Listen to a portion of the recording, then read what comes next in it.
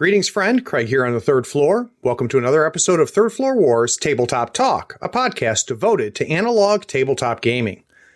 This episode is a direct port from one of our YouTube videos spotlighting Masters in Malifaux 3rd Edition.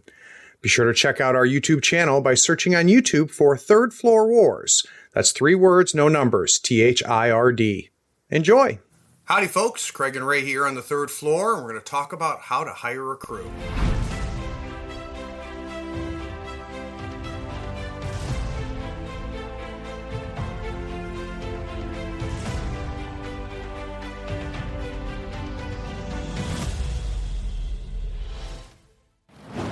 Quick disclaimer, when we filmed this, the M3 was still in open beta, so some of the details we talk about might change, but thematically everything should remain about the same. Okay, let's talk about kind of the process we go through. Howdy folks, Craig and Ray here on the third floor, and we're going to talk about how to hire a crew.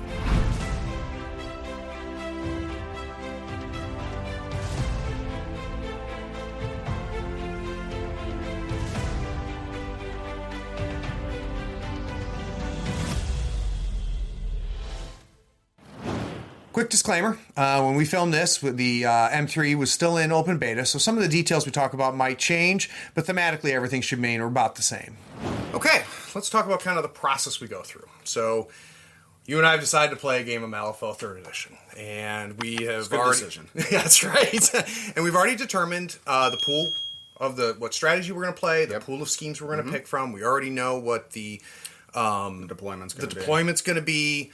So now comes the big thing, which is, picking a crew. And something I've always loved about Malifaux, actually, because you don't, unlike other games, it really can behoove you, even if you're making tweaks at the end, because you're given so much information, it really behooves you to build your crew on the spot. Right, and it's like one of the things that's very common to do is to kind of like have a core that you can work with, and the really great thing about M3E is that you get that core kind of at the start because, kind of your keywords help you there.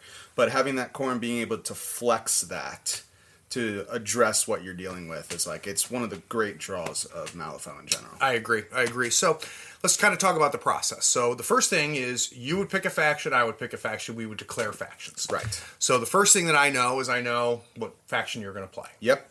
Now, when knowing that information, I look at the pool of masters and the faction that I've declared, and I pick a master, you pick your master, and we reveal that. So now think about how much information we have going into this. Absolutely. We know deployment, we know the pool, we know the strategy, we know the faction we're playing against, we know the master we're playing against. Yeah.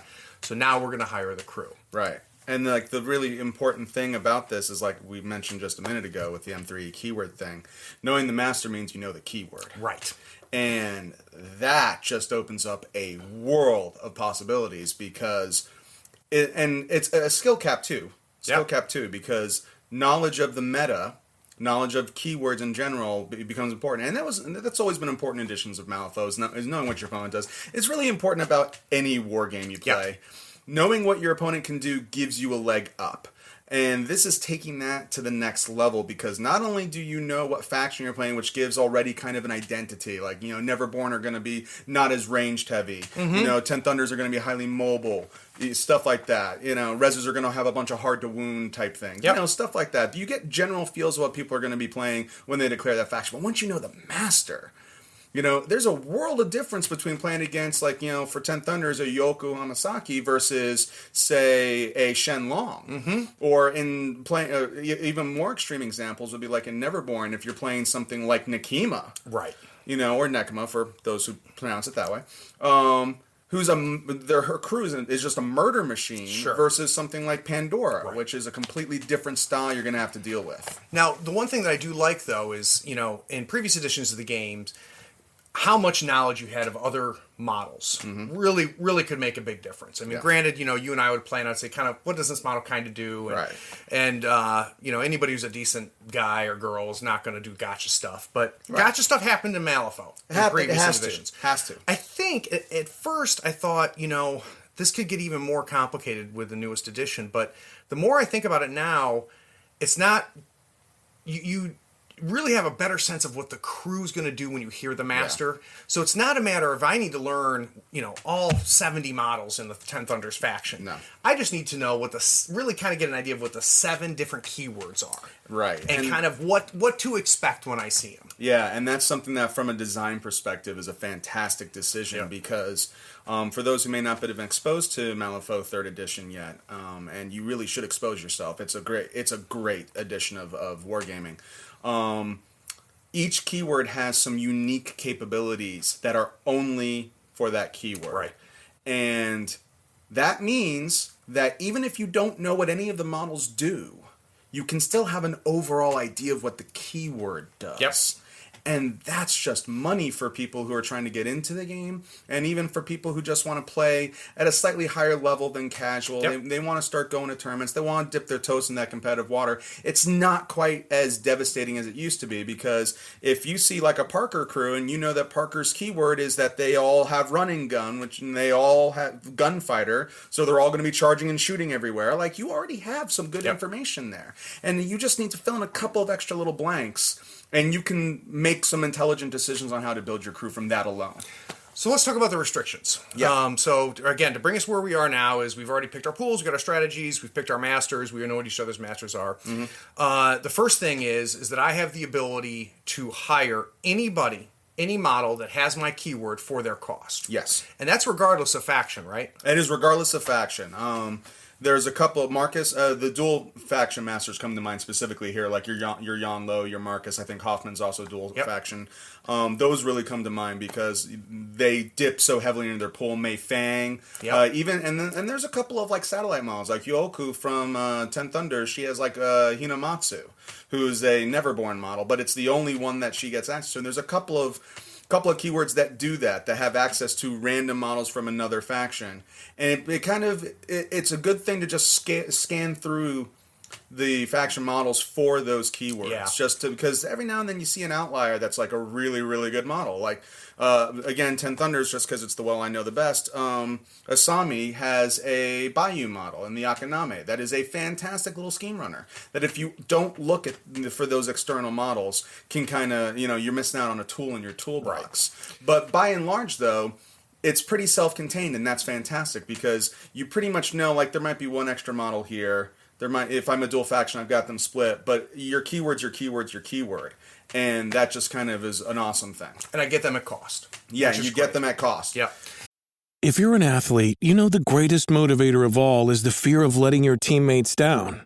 After all, a team is only as good as its weakest link. So you owe it to those wearing the same jersey as you to be your best every time you step on the field. That's why there's no vape in team. When you vape, you can expose your lungs to toxic chemicals that can damage your lungs. If you're a step behind, the team's a step behind. Brought to you by The Real Cost and the FDA. So now, outside of that, I now have access to all of the versatile models in my declared faction. I get them at cost as well. Yes, absolutely get those at cost. Last but not least, I now have access to my entire faction. The only thing is if the model I'm hiring in my faction is not versatile, or does not share the keyword of my master, I have to pay an extra stone. So if it's a cost 6 model, I'm paying 7. You're paying 7. The last thing that's important to note is totems. So the totem of your master has a hiring cost of 0. Yes. And so clarification of that, the totem of your leader. Correct. Yes. If you pick a master as your leader, that master gets their totem for free. Yeah. If you pick a henchman as your leader, then that henchman gets the effigy of that faction for free. Right, and that's on each effigy card. Is that thing if you have a henchman as a master. But one thing I think is key to point out though about the totems, because I didn't think about this until it was pointed out to me.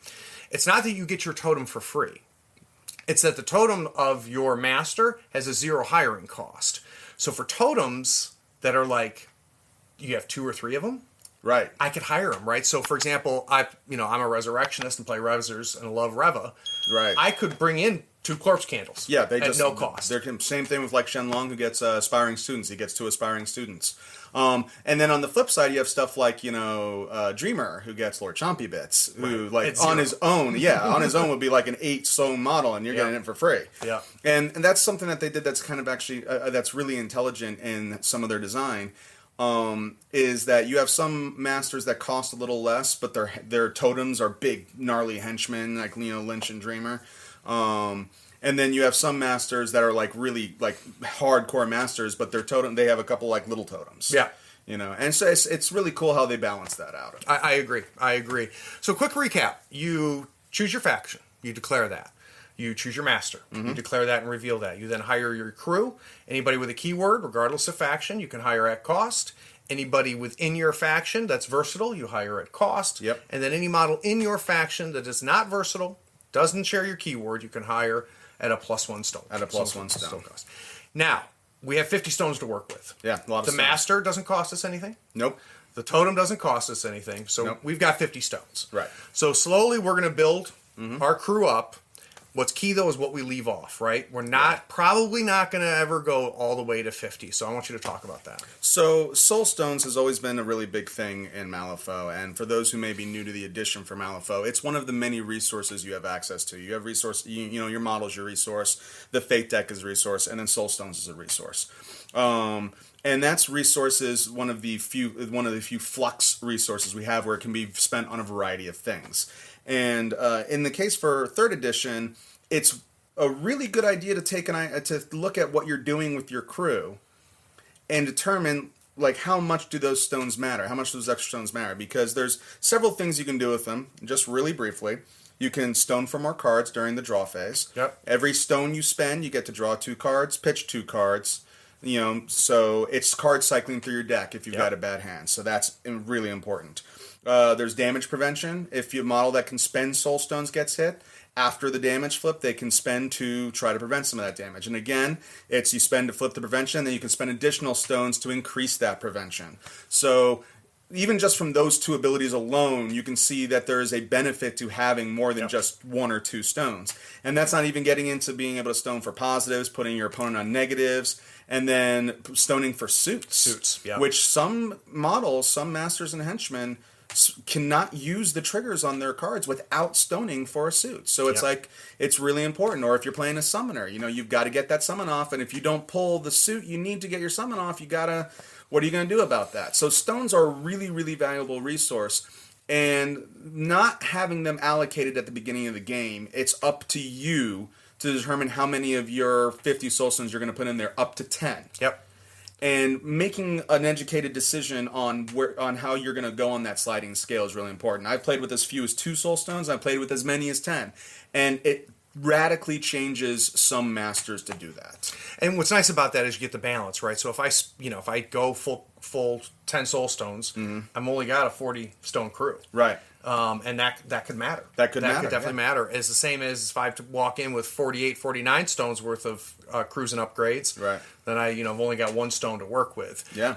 One quick thing that's important though is that you're limited to only start off with 10 stones, but during the game there's the possibility of going above 10 stones. Yeah, so the 10's not the cap. It's not the cap. It's just the hiring right. cap. Right. There's a few factions and a few models that allow you to either steal soul stones or gain additional soul stones. McCabe comes to mind. I think Parker has some mechanics where he can steal soul stones from people. So those are it's definitely something though that you still need to consider, because if you have a master, for instance, that's kind of squishy, and you're playing, and that's the master you picked, and your opponent picked a master that's pretty heavy. Yep.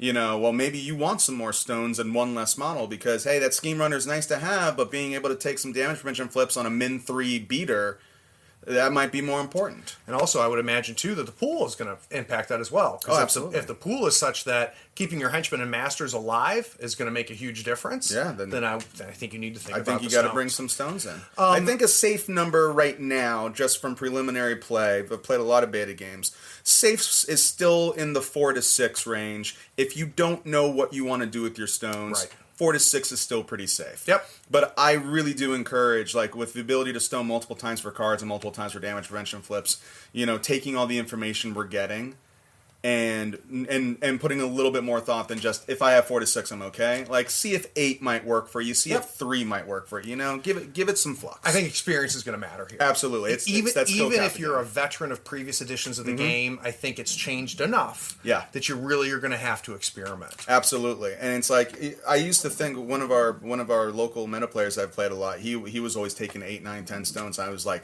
why are you taking so many stones? And then I tried it one time and I was like, oh. Changes how you look at the table. Completely changes how you look at the table, especially if you're playing a master that's like a control-based master that likes triggers and likes cards. Yeah. Like being able to stone for extra cards and stone for those triggers, like that really matters. And having more stones to throw at that. And here's the thing.